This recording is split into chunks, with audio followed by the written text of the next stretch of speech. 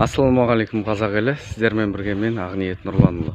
Бүгін мен сіздерге бие сауу бизнесі және жылқы бордақылау әдістерінің өзімнің опытыммен бөлісетін боламын. Және де достар, видео басталмас бұрын төмендегі қызыл подписаться мәзірін басып, лайк басуды ұмытпаңыздар. Олай болса біз бастаймыз.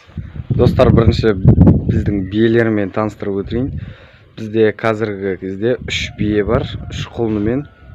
Құлындары уже почти жабағы болып қалған. Бұл екінші бие. Бұларды біз арық күйінде сатып аламыз, және біз бұларды сауып отырып және бордақылай береміз. Яғни жай бордақылағанға қарағанда бұнда пайда 2 есе көп. Міне бұл біздегі 3-ші бие. Бұда уже сауып атқанымызға 7-8 ай болды. Бұда қазір 3 қазы бар. Оның құлыны уже жабағы бұлда. Бұларды біз су алған кезде сатып, жаңадан басқасын әкеліп, қайтадан сауамыз. Міне тұрған бие осыдан 1 ай бұрын әкелінген, арық күйінде. Біз бұны уже бордақылап, әр сауып отырмыз. Жемді 2 мезгіл үзбейміз, шөпті де сол бордақының жегенін, жоңышқасын арпа сабан дәнімен жейді. Яғни міне мынау біздің осыдан бұлда 1 ай бұрын әкелінген бие. Уже бұлда оң алып келе жатыр, семіріп. Яғни бұларға әкелгеннен кейін біз ивермек саламыз, шек құртты өлтіруге.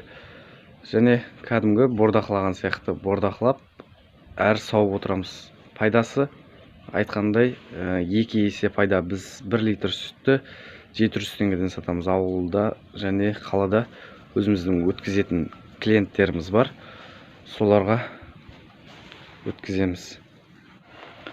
Қазір мына астаулары осындай, бітеу астау. Бұлардың жем шөбіне келетін болсақ, біз бұларға 2 мезгіл жем береміз. Кебекпен бидай немесе арпа араластырып, астаулар осындай бітеу астау. Бірден ішіне сала береміз. Осындай апаловканың ағаштарынан жасалған. Осындай на жақта 2 сиыр бар, 1 шведский, және ар жақта кәдімгі қарапайым сиыр. Бұлар жайында да алдағы уақытта видеоларда айтып өтетін боламын. Қазір біздегі тема ол бие сауу бизнесі, яғни бордақылап соларға қарау. Міне оларға беріп жатқан шөбіміз арпа сабан дәнімен және жоңышқа. Сиырлар мына шөпті жейді. Және де достар, арнаға жазылуды ұмытпаңыздар, төмендегі қызыл подписаться мәзірін басып қойыңыздар. Мынау біздегі алдыңғы 2 апта бұрын келген бұзау. Яғни келесі видеоларда алдағы уақытта бұзау теңеуді, яғни сиырға теңеуді, бұзауды сиырға теңеуді айтатын боламын. Және де достар, алдағы уақытта менің осы ценаболға қанша ақша кетті, қалай соқтық деген сияқты осы ценаболға обзор жасайтын боламын. Сол видеоны жіберіп алмас үшін төмендегі қызыл подписаться мәзірін басып, қасындағы колокольчикті басуды ұмытпаңыздар. Сол кезде менің видеоларымды жібермей бірінші көретін боласыз. Және де достар, кім спортқа қызығады, менің 2-ші арнам бар. Сол арнада өзімнің тренировкамды және жаттығу құралдарын қалай жасағанын барлығын айтып көрсететін боламын. Бұл каналға да жазылуды ұмытпаңыздар. Сілтемесі төменде комментарийда және описанияда болады. Осындай штанга жасау, турник жасау, мына тұрған тренажерді, мына жердегі брусияны, тренажер барлығын сол каналда көрсеткен. Темамызға қайтып оралайық. Міне осы биені біз осыдан 1 ай бұрын әкелген болатынбыз. Келгеннен кейін біз бұларға жаймендеп жемді аз-аздан береміз. Яғни арық кезде бұлар жемді көтере алмауы мүмкін. Жемді көтере алмай күпті болып қалуы мүмкін. Сондықтан біз бұларға жаймендеп беріп, кейін бірте-бірте жемді қоса, кейін жемге үйреткеннен кейін қалыпты тұрақты түрде беріп отырамыз. Егерде биені семірту үшін бопыратып жем бере берудің қажет жоқ.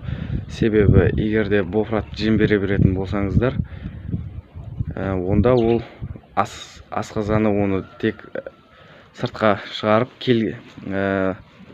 сырттан тағы да жем келгеннен кейін іштегі жемді сыртқа шығарады. Яғни бойындағы құнарын алмай бірден шығара береді, бүтін күйде түседі. Сол үшін тұрақты орташа жем беру керек. Сол кезде олар толық жемді қорытып и семіруі де тез болады. Және де алдына біз осындай каждый малға тұз қойып қоямыз, өздері керек кезінде жалап тұрады. Біз базардан бұл биелерді сауын бие қылып әкелмейміз. Сатып алғаннан кейін үйге келген соң өзіміз үйретеміз. Яғни сүтті жақсы болса болды, өзіміз ары қарай үйретіп аламыз. Қоралары осындай бастырма. Алдағы уақытта бұнда жақсы баз соқсақта деген ойымыз бар. Ол базды қалай соқтық, қанша материал кетті, қанша ақша кетті, барлығын осы каналда сіздермен бірге бөлісіп айтатын боламыз. Сондықтан да достар, арнаға жазылуды ұмытпаңыздар. Достар, осымен менің видеом өз соңына жетті. Бүгін біз өзімнің қорамдағы малдарыма кішігірім обзор жасадым. Келесі видеода толық обзор жасап, қалай бұларға жеттік және де қалай бұл бизнесті бастау керек, сол жайында айтатын боламын.